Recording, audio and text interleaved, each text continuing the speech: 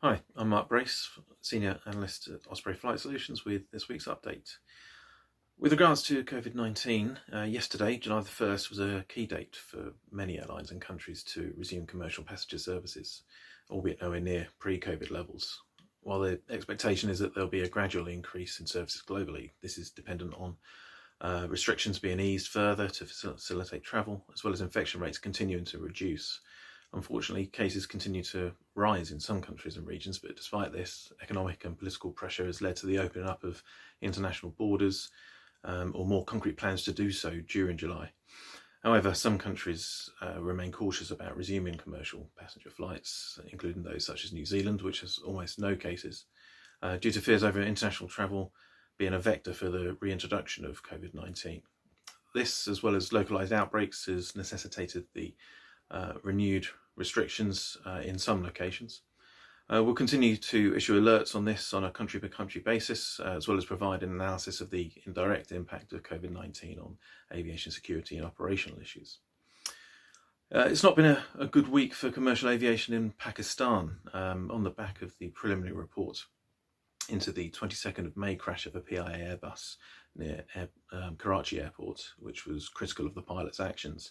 The country's Civil Aviation Authority inspected the licences of commercial pilots, finding that about a third had not undertaken licensing exams themselves, and almost 40% have fake licences.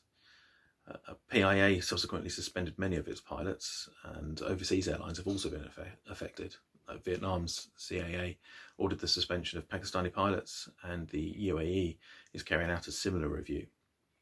Separately, from the 1st of July, EASA suspended PIA's authorisation to operate to EU member states for 6 months after it failed to address existing safety concerns. EASA also highlighted the licensing issue. The UK CAA confirmed it was also suspending PIA's scheduled services to the country. In addition to a separate alleged scam involving PIA repatriation flights, we'll continue to report on this serious lapse in oversight as the issue develops. From a conflict zone perspective, there are concerns of an escalation in activity that could impact aviation in Iraq in reaction to last week's arrests of Iraqi Iranian-backed militia members planning to carry out rocket attacks against Baghdad, including the airport. Another Iranian-linked group has threatened man-pads attacks against US military aircraft.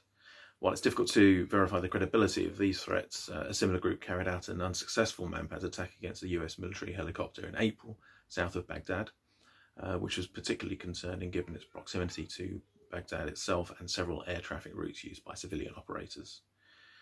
We're also closely monitoring the situation in Israel and the Palestinian territories following the Israeli PM's announcement of plans to annex parts of the West Bank starting as early as 1st of July. While this date has passed, the potential for escalation to include rocket launches and military air and air defence activity with subsequent impact on civil aviation remains. That's it until next week. Please register for LinkedIn updates and our free platform Osprey Open, and stay safe.